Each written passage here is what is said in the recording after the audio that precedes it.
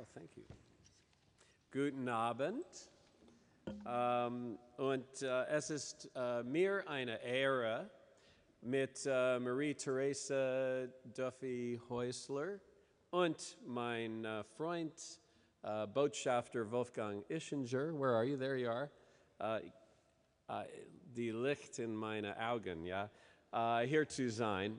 Und meine Frau Kimberly und ich freue uns sehr auf Sie alle. It is actually, that's kind of it for my Deutsch tonight, but it's actually a great pleasure to be here with such a young, dynamic audience that we have. I have to tell you, I've been feeling pretty young myself these past days because it's Berlin, LA, and Kimberly, I should say, being a Californian, Berlin, LA, but that's how it's felt. Kimberly and I have seen, I think, 6 films already, and the reason I'm feeling young is all the after parties. So it's great to be here, and we're actually, when we're done, we're going to be seeing yet another film tonight, and I would encourage all of you to do that.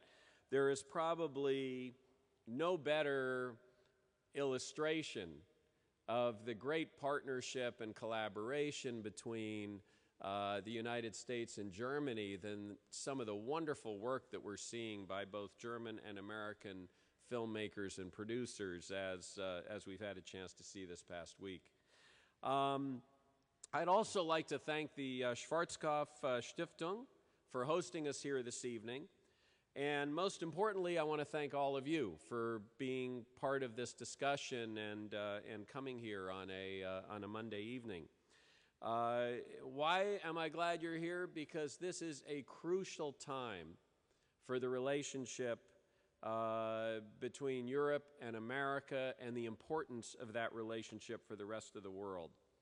You know, we face many difficult challenges, and the fundamental truth is that neither the United States nor Europe can confront them alone.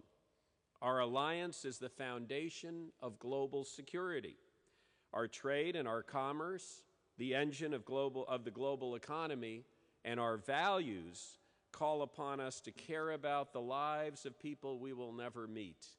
Together we can do things that individually or separately as nations or even an organization such as the EU cannot do on their own. As President Obama so often says, the United States and Europe play a leadership role that the world needs and expects of us in these complex times. However, that level of collaboration that defines our relationship requires trust. And that, as we have all been aware, has been badly shaken by the recent NSA disclosures. And in order to work together effectively and cooperatively, we need to rebuild that trust. And this will require sincere efforts and hard work, starting with the Americans for sure, but ultimately on all of our part. In our personal lives, as we undoubtedly have experienced at one point or another, friends can disagree, friends can disappoint one another, but when that occurs, if the relationship is important, you work hard to get through it. By the same token, countries can sometimes disagree. And in the case of the German-American partnership, a partnership and a friendship that has grown over so many decades, we need to nurture and maintain and develop and grow the essence of the trust between us, which is a trust based on common values and a shared past. I'll discuss this in greater depth in a minute, but given that Ambassador Ischinger is here, I think it's also appropriate to acknowledge that we just had the 50th anniversary of the Munich Security Conference just a week ago. Think how much our world has changed since that first conference back in 1963. The world today is more secure, prosperous, stable, and free than it was 50 years ago. We are at the height of the Cold War. The Munich Security Conference, or Wehrkunde, was a way for transatlantic partners to hold serious conversations about the messy, dangerous, and often morally problematic but absolutely essential business of building and managing security in a world armed with a frightening array of nuclear weapons and underlying policies of mutually assured destruction, otherwise known as MAD. Fortunately, the Cold War concerns that dominated the second half of the 20th century have evaporated. And today's Germany is a role model, exactly what the leaders in the United States and Europe envisioned when at the end of World War II they formed a partnership based on a vision of freedom and prosperity.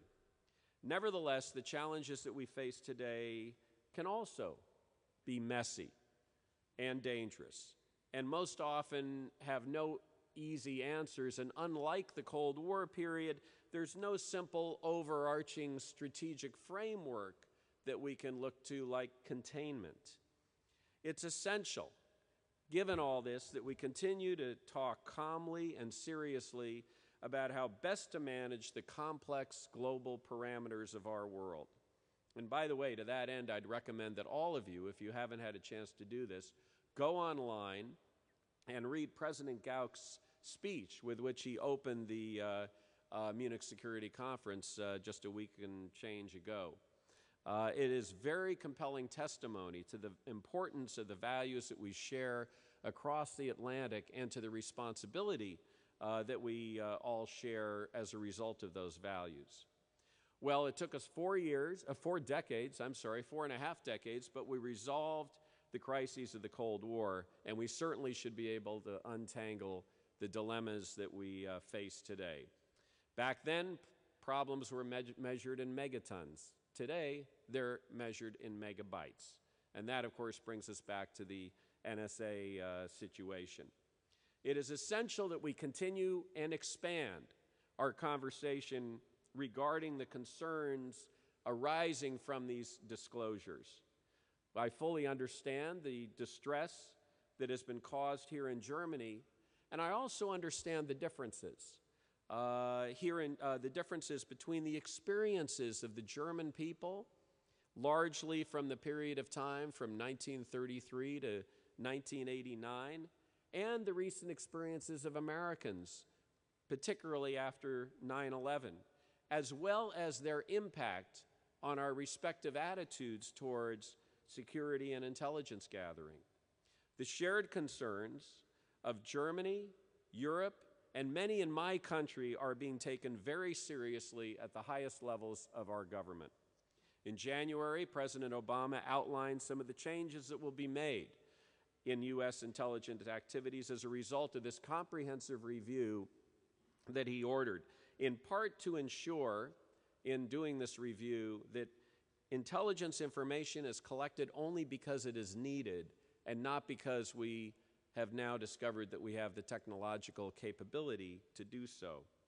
Consequently, he announced significant changes in executive branch oversight of intelligence activities to ensure that privacy concerns are advocated within the Foreign Intelligence Surveillance Court, changes that will modify the manner in which metadata is collected, stored, and used, that will ensure that we work with our friends and our partners in a manner that is respectful of that relationship, and in an unprecedented step, to extend certain protections that American citizens enjoy to people overseas. Secretary of State John Kerry discussed these issues in detail with Chancellor Merkel and Außen Minister Steinmeier, one who was in Berlin on his way to the Munich Security Conference.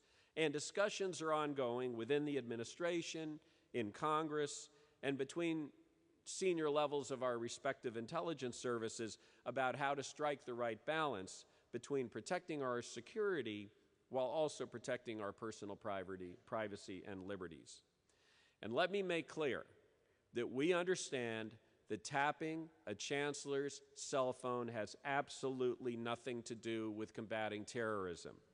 As President Obama has made clear, if he wants to know what Chancellor Merkel is thinking, or that of other friends and allies, leaders of friends and allies for that matter, he picks up the phone and he calls them.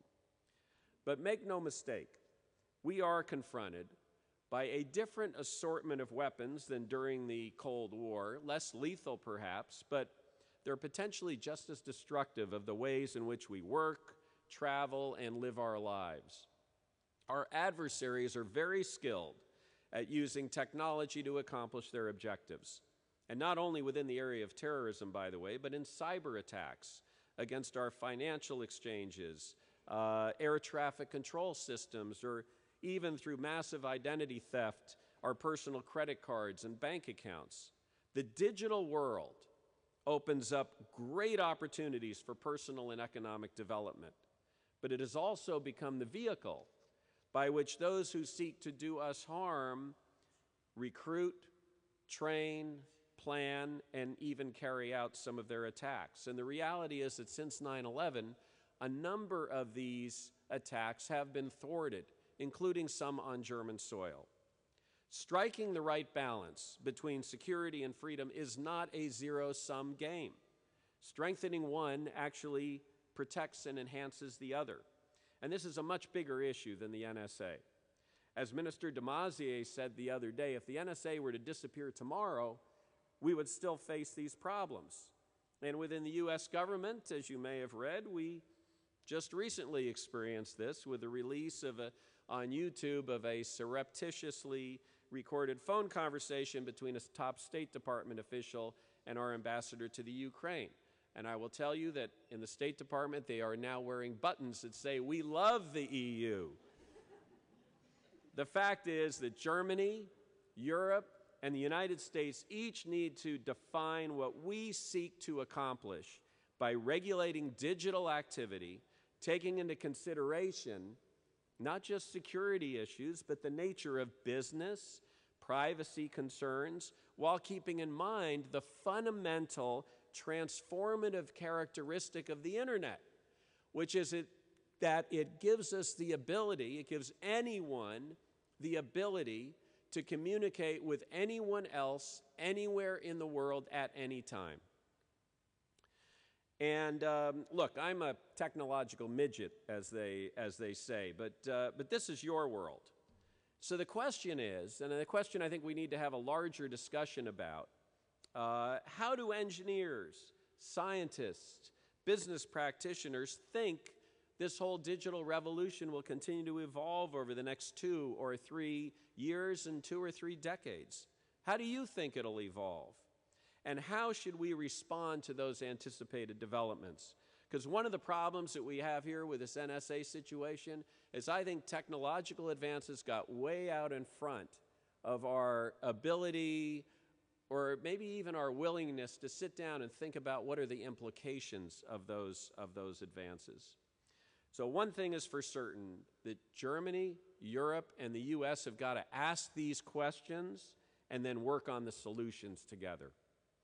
On this broad issue, let me address one final aspect that is a concern that I've heard from a number of folks here, and that's that the question has been asserted in the press that by some who've spoken with Mr. Snowden, that the United States is conducting industrial espionage, particularly here in Germany. As President Obama said in his speech a couple of weeks ago on intelligence programs, we do not collect intelligence to provide a competitive advantage to U.S. companies or U.S. commercial sectors. He said earlier, we do not steal the trade secrets of other companies to benefit American companies. I'll tell you what we do. And by the way, they would not have let him say that if they thought there was a prayer that it would be proven otherwise. So just for those of you who are somewhat cynical, keep that in mind. We do, however, do this. We exchange opinions, conduct research, and do detailed work on understanding economic and industry trends. And we examine issues ranging from trade and investment to development to entrepreneurship and innovation. Every embassy, certainly every American embassy, and probably most other countries' embassies, has an economic unit which works with the departments, in our case, of State, Treasury, Commerce, Labor, and Agriculture. This unit works to analyze local, regional, and global economies, as well as industry sectors within those economies. And the information that's developed, whether on projected crop yields or various industry and sector trends, is generally made publicly available. This kind of approach has actually helped to make the transatlantic partnership so successful. And there's yet another reason why it is critical that we rebuild the trust that has been shaken. We share a common heritage, with 65 million Americans having German ancestors. We share family relationships. Many of the American servicemen and women who are based in Germany have married Germans. They had children who were born here, who were educated here, some of whom are coming back here on exchange programs. We share a common love of culture, with much of classical literature and music coming from Germany, and much of popular culture, fashion, music, television, film content, and art coming from America or being developed together, as we've seen from the co-productions that have been screened as part of Berlin, LA. We share a love for American-made iPads and smartphones, and for well-built cars that are made in both of our countries. And we share common values in Germany, in the EU, and in the United States that undergird the long-standing transatlantic relationship. Our collaboration today will determine our ability to deal with the challenges of tomorrow. And I'm talking about jointly confronting issues like the proliferation of weapons of mass destruction, the challenges posed by the Arab Spring in Northern Africa and the Middle East, understanding the changing dynamics in Russia and the states of the former Soviet Union, and preparing for the inevitable changes in the economies of China and Southeast Asia. And I'm talking about global warming and climate change and the need to transform our sources and uses of energy, and, as mentioned earlier, the important decisions that need to be made about how to respond to the rapid advances in our digital world. And I'm also talking about how we can expand upon and strengthen our economic partnership. I believe that America and the EU can work to ensure that prosperity is as emblematic of the 21st century as security was of the second half of the last century. And we have before us a great opportunity to do just that. The Transatlantic Trade and Investment Partnership, or TTIP, will not only create the world's largest free trade zone, but it can also serve as a framework for the codification of Western values, such as freedom, rule of law, respect for the environment and labor, transparency in commercial dealings, and the protection of intellectual property rights. Imagine what happens when you take the world's largest market and the world's largest single economy, and by the way, the two most innovative economies in the world, and you put them together, reinforcing the shared principles and values that undergird them. If we're ambitious enough, TTIP will do for our shared prosperity what NATO has done for our shared security, recognizing that security has always been built on the notion of our shared prosperity. Nevertheless, there are concerns about TTIP, especially on the part of many young people who are frequently and understandably skeptical about what they hear from leaders of big government or big business. First, some ask, well, wait a minute, we're doing pretty well, particularly in some parts of Germany. Why do we even need this thing? Well, domestically, in Germany, it's true. Many sectors of the economy are doing quite well. In the United States, actually, the employment situation continues to improve, and of course, the American energy sector is experiencing a tremendous renaissance as new technologies and innovations are reshaping the market. But I don't need to tell you about the crisis of youth unemployment here in Western Europe or in the United States. This free trade zone will generate numerous jobs as it frees up the ability to sell goods across borders. And by increasing competition, it reduces prices for consumers. giving you more money to save or spend or do with whatever. Even if you're gainfully employed or you live in a region where the economy is humming, none of us can afford to be content. In this fast-changing world, if you're not moving forward, you are falling behind. Second, some are concerned that only the large multinationals will benefit from TTIP. This is not true. In fact, all levels of companies and businesses stand to benefit from this agreement, and in particular, many of the small and medium-sized companies that are the backbone of the German economy. Of great significance to the TTIP negotiations are the non-tariff barriers to trade that have emerged over the last several decades, such as regional regulations and standards. Reviewing these kinds of barriers will greatly simplify transatlantic trade. And this is where, proportionally, by the way, small and medium-sized businesses stand to benefit the most from TTIP. Big companies can afford to employ specialists around the world, lawyers, accountants, lobbyists, that kind of thing, to help them deal with these regulatory businesses. Smaller businesses often can't afford that. All businesses, however, will benefit from regulatory convergence by saving money on duplicative testing, legal analyses, and conformity assessments. The third concern that is often raised is that TTIP will undermine our safety standards. European and American regulatory systems are the most advanced in the world. We know that when we get behind the wheel of a car or board an airplane on either side of the Atlantic, that regulators have worked closely with the manufacturers and the people who maintain these incredible machines, and that, in fact, we are traveling in greater safety than ever before.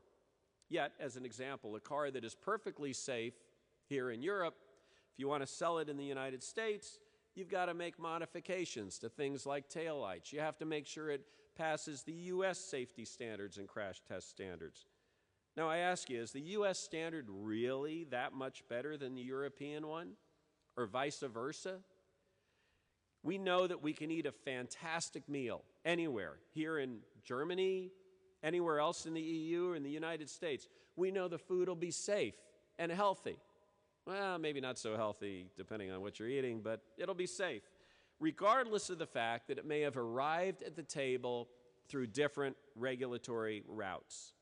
And I'll tell you something else, if we're serious about the need to feed the world and confront starvation, one of the big problems that we face, particularly in an era of climate change, which could result in massive dislocations of people, or if we want to dramatically reduce the use of pesticides that poison our groundwater, we have to approach food production from the basis of science and not myth-driven fear.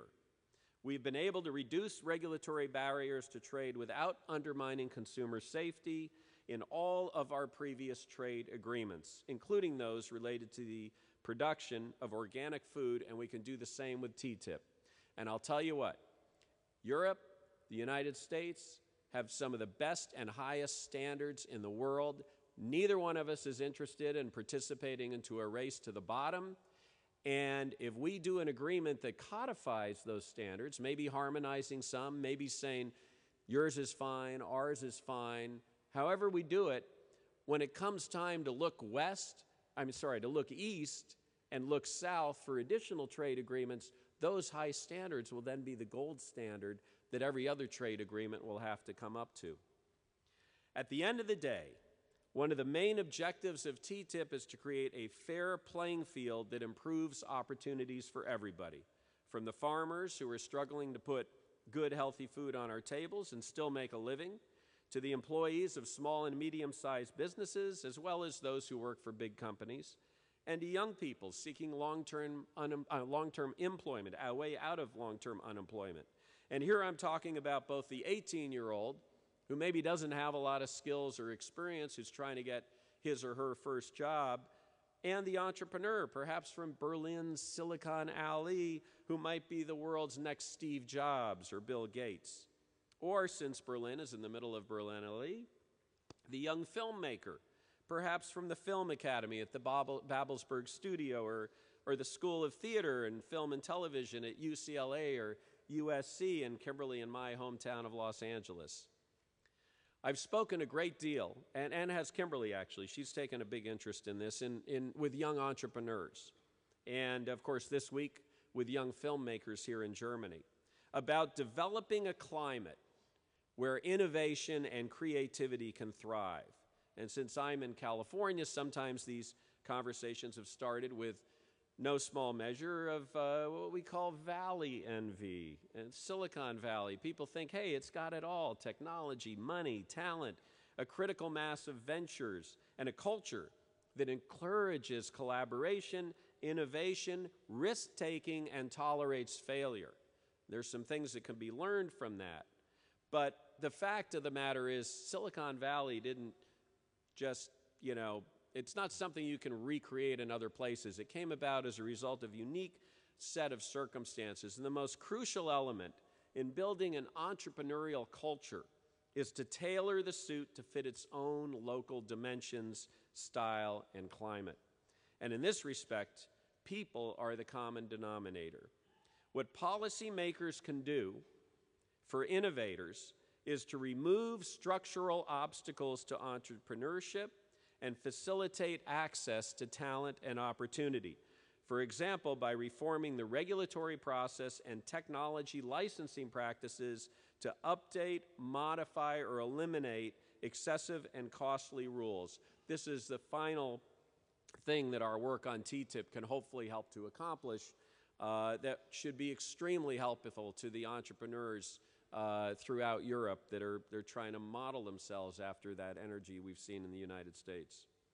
Both of our countries have long been places where innovation is encouraged, where good ideas can thrive, where dreams can become real, and where the world's greatest minds are free to push the limits of science and technology.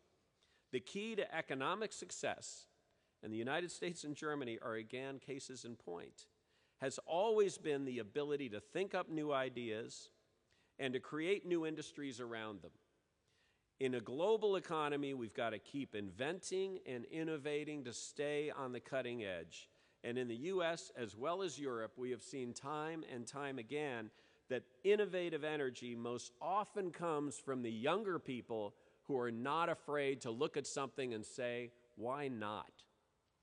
This evening, I've only touched on a couple of issues, and I understand that many of you may have questions about the U.S., questions about our culture and our values, questions that go beyond intelligence gathering activities. Oh, it's okay if you want to ask about those too, and go beyond comprehensive trade agreements. The government shutdown last October, to our legislative battles over debt ceiling. What's that all about? Why are we fighting about health care, gun control, immigration reform? I know that a lot of people that we've been talking to in the 5.5 months that we've been here feel that America could do this better and should do that better. But you know what? Many Americans with deep pride in their own country feel exactly the same way. America has always been a work in progress. It is written into our Constitution from the beginnings of our nation, founded on a commitment to freedom and democratic values. We have always sought to, quote, form a more perfect union. It has been a role model, this Constitution, for the world.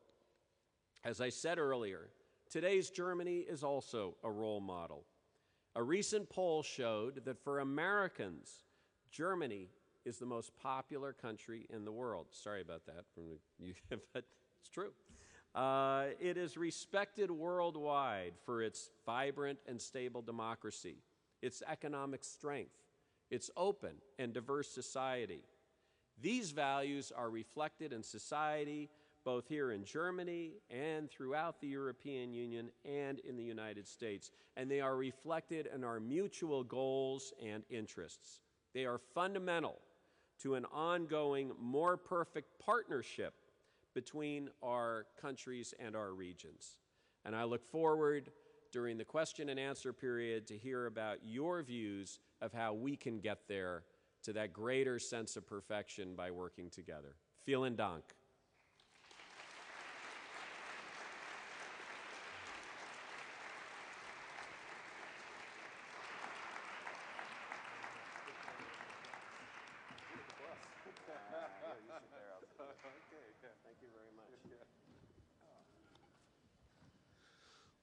Good evening, ladies and gentlemen, Excellencies.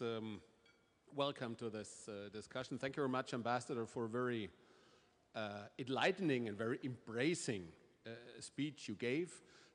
I tell you what we're going to do now. We're running a bit late, but the protocol says that I have a chance to talk to the ambassador for a couple of minutes, and then we take questions from the audience. And since the Schwarzkopf Foundation is a foundation for young people, this means that all the people who have the privilege to be a bit older have also the privilege to lean back and enjoy the questions of the young people. Was this diplomatically said? Beautifully said. In other words, so is that kind of the diplomatic way of saying sit down and shut up and let the young people? Okay, so here we come to diplomatic talk in a second, Ambassador. I could say, well, thank you very much. It was a very excellent speech, and this is it. Let's have a glass of wine. But since Ambassador Ischinger asked us to ask critical questions, let me start with one. When the whole NSA thing came up, one of your predecessors, John Kornblum, who is a very respected personality here in Berlin, was asked in a TV talk show whether it's appropriate to intercept the phones of friends. And John Kornblum's answer was, we're no friends, we're partners. Would you buy that? No. And actually, I love John. He is, I think, a treasure in terms of the transatlantic relationship and a lot of the work that he's doing. But I think he's dead wrong on that. I think we are both partners and friends. And I'll tell you why. I mentioned some of this in my talk.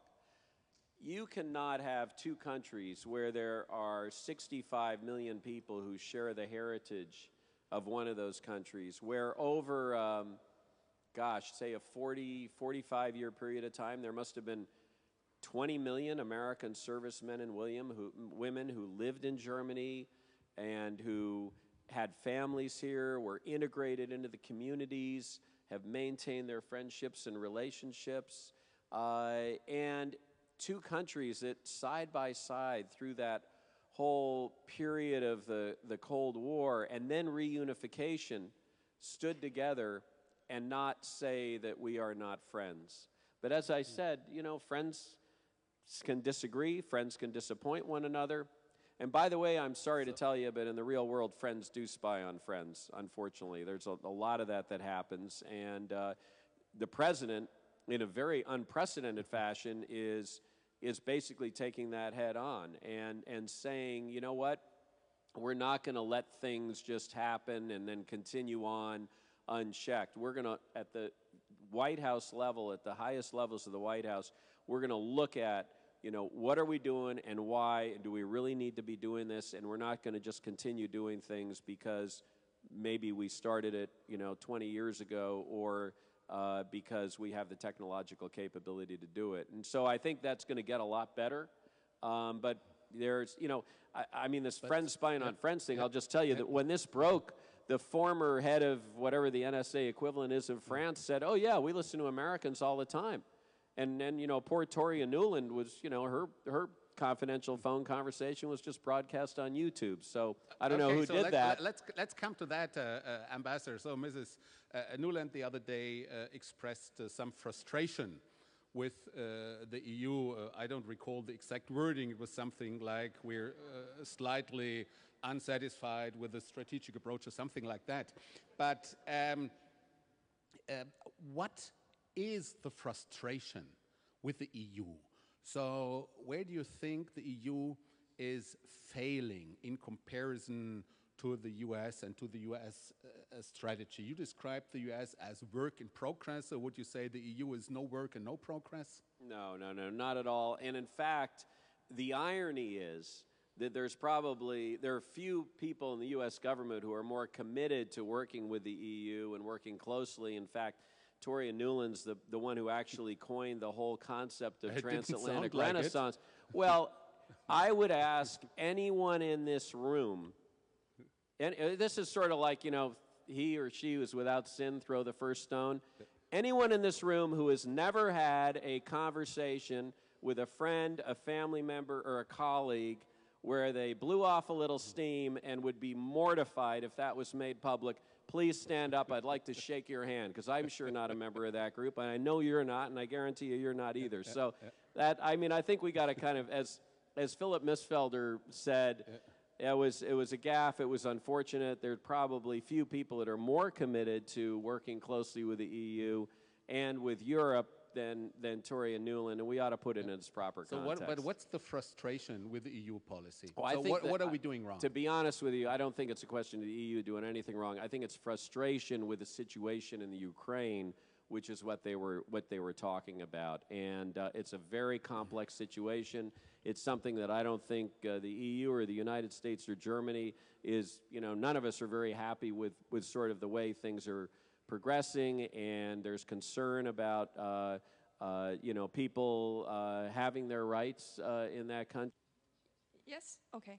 My name is Katarina, and I'm a student here in Berlin, and maybe it will sound judgmental, but I've lived in the US. One of my best friends is in the US, so I have a very...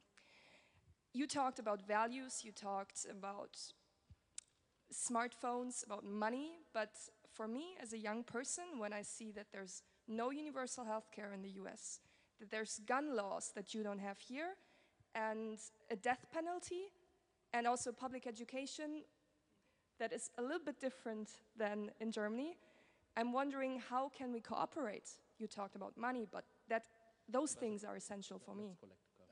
Okay, but that's an important question. I want to spend They're time all on important, I guarantee. No. But let me, and then we'll kind of collect them. And that's a very the power relation here. No, but I think that's a very it's a very good question. It's a very important question. A couple of things. First of all, you need to understand that a lot of these issues are issues that are deeply debated in the U.S. Gun control is a hugely divisive issue within the United States. And by the way, if you were to conduct a poll, you would see the vast majority of Americans are for significant gun control. I happen to grow up in New York. I live in California. I'm from two states that are very pro-gun control. New York has some of the strongest gun control laws in the country. Unfortunately, the way our Congress works, it is possible for a very focused minority that's willing to spend a lot of money in campaigns, part of it's the way the campaign process works, to thwart legislation that the vast populace may support. And gun legislation is an example on that. So what's happening is on many state and local levels, you're seeing legislation come in to put gun control, deal with gun control. Education, that is also something. Some places are better than others. I know that Berlin has a lot of problems. I know public education in Germany is in serious trouble right now. From what I'm hearing from you all, what I'm hearing from people, same thing in the United States. Part of it is an absence of the funding that's necessary.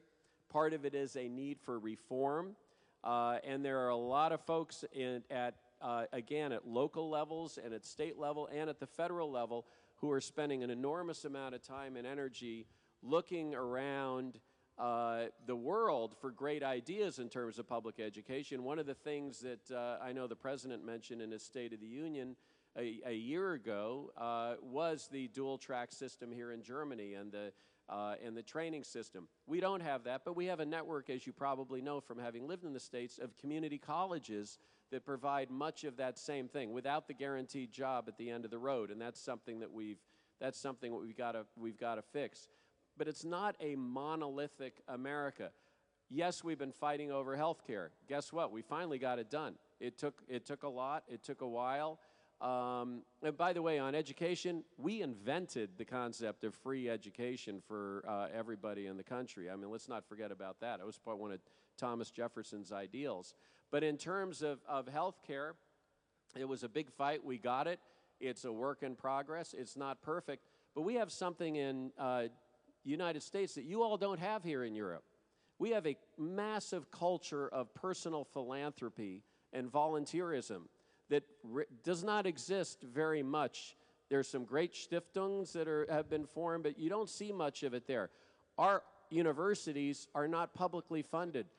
Some of them are, but most of them are funded by donations from individuals, many of whom people who went there and want to see, and they pay for, that money pays for scholarship for other folks to be able to go. That's built our great universities. Our libraries, our hospitals are funded largely through private donations. And people say, well, yeah, we pay more taxes than you do. Sorry, you don't. I'll put my tax rate